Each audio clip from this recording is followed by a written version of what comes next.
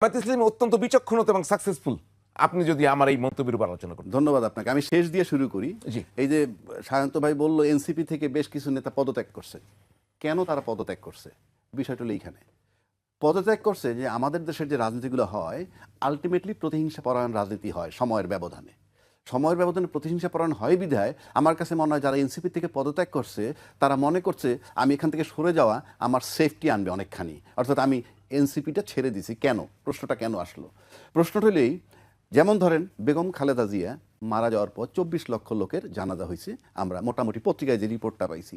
কিন্তু আমাদের বেগম খালেদা জিয়া কিন্তু শুধু বিএনপি নেত্রী না, উনি সময়ের ব্যবধানে একটা গার্জিয়ান সুলভ হয়ে গেছেন এই দেশের গণতন্ত্রের জন্য।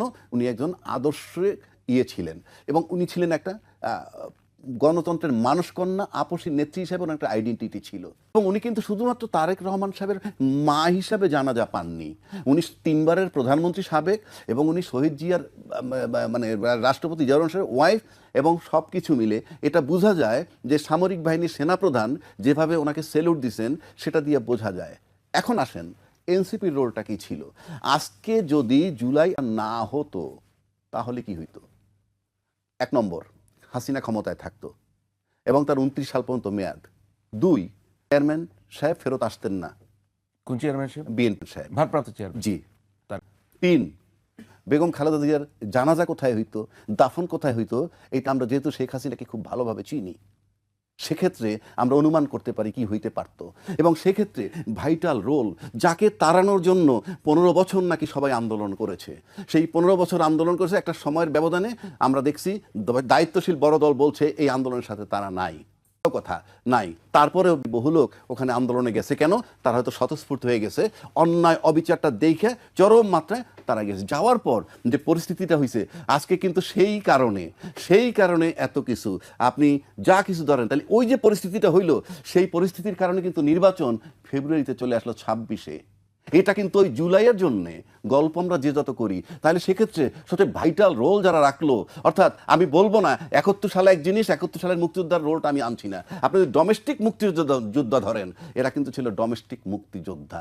এবং তারা সেখানে দাঁড়ায় গিয়ে বুক পাইতে দিছে গুলির সামনে, পাইতে দিছে বলে আজকে এই পরিস্থিতিটা সুবিধাটা নেওয়ার সুযোগ হয়েছে কার? যাদেরকে 29 সাল পর্যন্ত অপেক্ষা করতে হইতো, তারা কিন্তু ফেব্রুয়ারিতে নির্বাচন করার সুযোগ পাচ্ছে।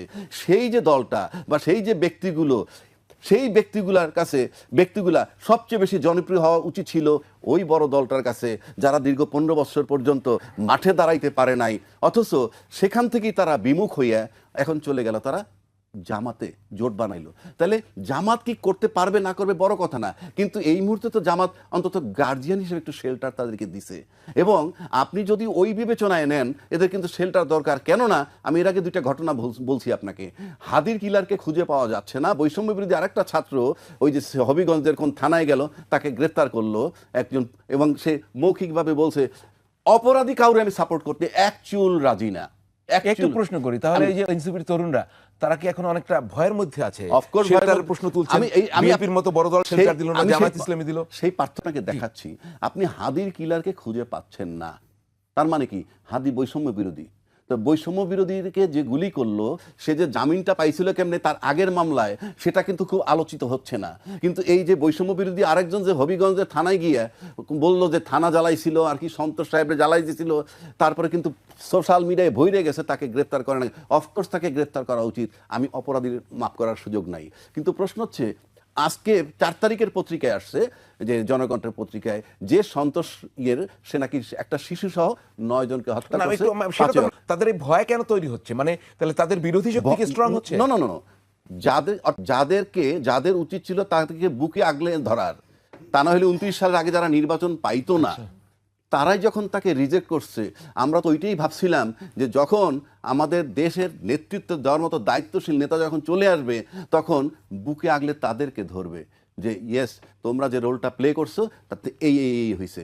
এখন আজকে কিন্তু সেই ঘটনার পরিপ্রেক্ষিতে কেউ এমপি হবে, মন্ত্রী হবে, সেই স্বপ্নটা দেখতেছে 26 ফেব্রুয়ারি, 12 তারিখের পর 13-14 তারিখের মধ্যে, নাইলে এটা দেখতে হইতো 29 সালে। তো এই যে বিষয়টা, এটা যদি আপনি নেন, তাহলে কি বোঝা যায় যে আপনি প্লটটা করলেন, একটা পরিস্থিতি তৈরি করলেন, তৈরি করার পর সুবিধা যারা নেওয়ার নিবেন, কিন্তু তাদেরকে আপনি দাঁড়াইতে দিবেন না, কিংবা তাদের প্রতি আমি গুরুত্ব পাচ্ছি না। যে হওয়া উচিত ছিল সব রাজনৈতিক দলের বন্ধু, একমাত্র আওয়ামী লীগ ছাড়া। এখন আওয়ামী লীগের শত্রু এনসিপি, বড় দায়িত্বশীল দল, তাদের একসেপ্ট করা উচিত ছিল, সেটাও আমরা দেখি একসেপ্ট করে নাই। তো সেক্ষেত্রে আজকে যদি জামাতের সাথে তারা জোট করে, তাতে অপরাধ কেন হবে? কারণ একটু আগে বলছেন এটা কৌশল রাজনীতির। তো কৌশল আপনি করলে দোষ নাই, আরেকজনে করলে দোষ হবে কেন? এনসিপি জামাতের সাথে কৌশল করলে দোষটা হবে কেন?